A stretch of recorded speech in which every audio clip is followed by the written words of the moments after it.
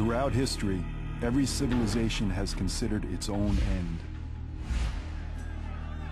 In fact, the term apocalypse translates into a veil lifted, disclosing something hidden from mankind.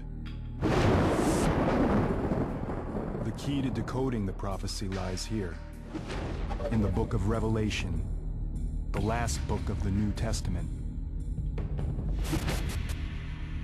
Revelation was written by a prophet named John of Patmos in about 100 AD.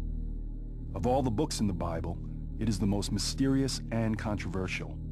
The book of Revelation is meant to paint a picture of the total devastation of the earth in preparation for the day of judgment, God's master plan for the end of the world. And the book of Revelation describes this master plan as being written on a scroll that's sealed with 7 seals. As each seal on the scroll is broken, there is a new disaster. A new sign that the end of the world is near.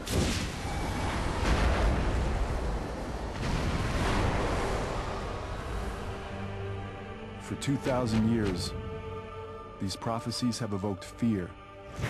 Since Christ's death and resurrection, there have been all these false messiahs who've said that the end has come. However, every person knows, whether they're an atheist or a Scientologist or a Hindu or a Christian or a Catholic or a Jew, every person knows that we are on the verge of apocalypse.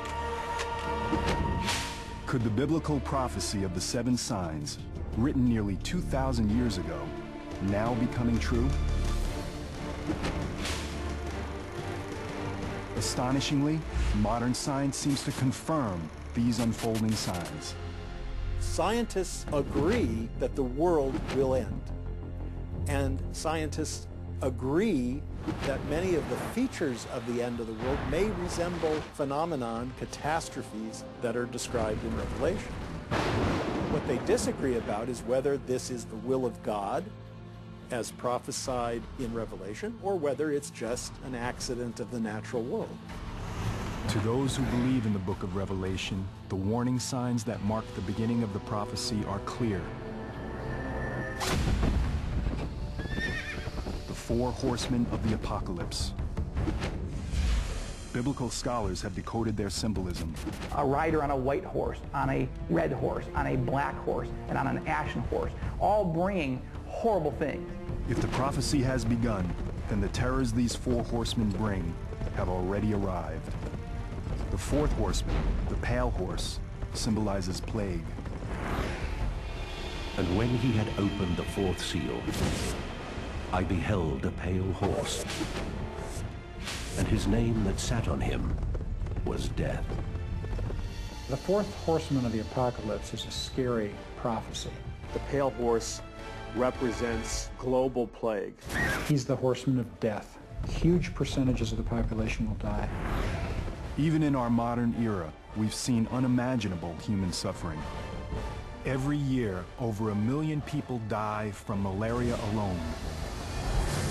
The threat of global pandemics strikes fear even among scientific specialists. I'm extremely concerned. Number one, I'm on the front line. I have a family. I have children who are basically being set up for these illnesses. It's always too late after the fact, and we need to put more work and efforts into trying to find vaccines, trying to find preventative measures for these illnesses before they happen. As we'll see, plagues are only the beginning. The 3rd horseman adds another dimension of human destruction, the Black Horse. And when he had opened the 3rd seal, I heard the 3rd beast say, "Come and see." And I beheld a black horse, and he that sat on him had a pair of balances in his hand. The black horse represents death and famine. Increasing use of crops to make biofuels in recent years has helped trigger shocking food shortages. Some fear it's just the beginning. There's not enough food for the world, and people begin dying in massive numbers.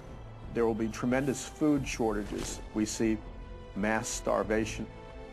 A top disaster response expert provides insight into this global human tragedy. There will be chaos. There will definitely be chaos. Rules will not exist because what happens, unfortunately, is truly that survival mode kicks in. You've got yourself and you've got your family. And that person next to you, unfortunately, is just a person next to you. So if you need bread, you're going to get that bread.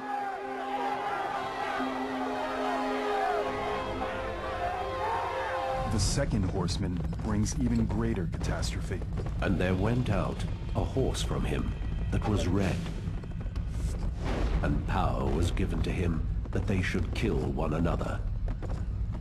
The red horse represents massive war and conflict on planet Earth. The evidence of this sign already surrounds us. War, genocide, terrorism. Incredible human suffering unfolding all over the globe. But where is it all leading?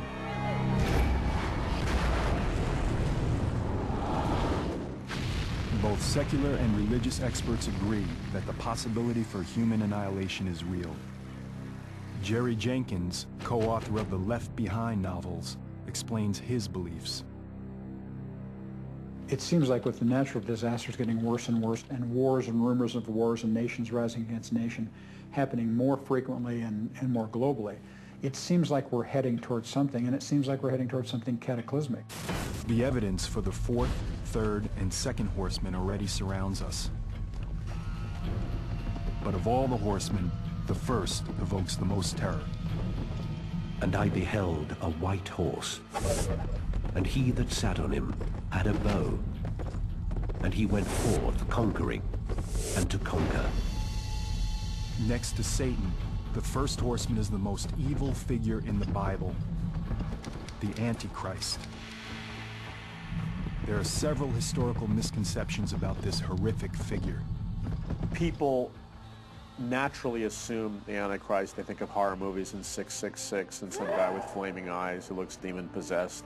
He's not going to be screaming in stadiums with a swastika. People are not going to be saying Sig Heil. He'll come preaching peace. It'll be a time similar to today where we have all kinds of war and discord.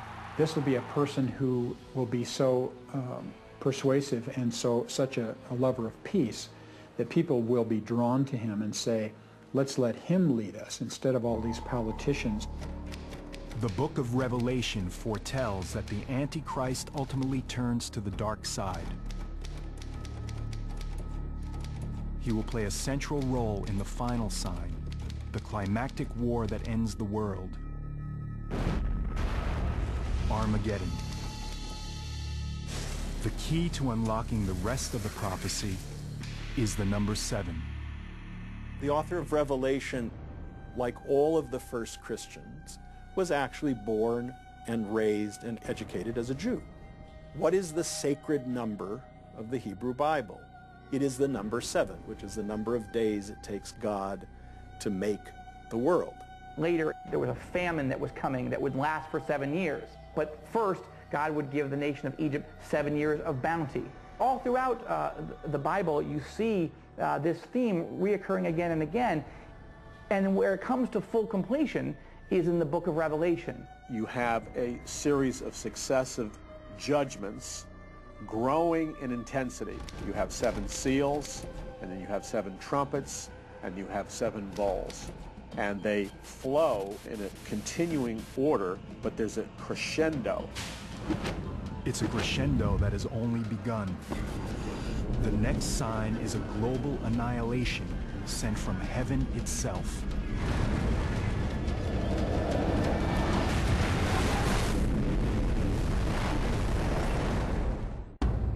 The 7 signs foretell far more than 7 disasters befalling mankind. The intricate prophecy describes 7 disasters within 7 signs, within 7 more signs. This particular global nightmare would truly come from the heavens.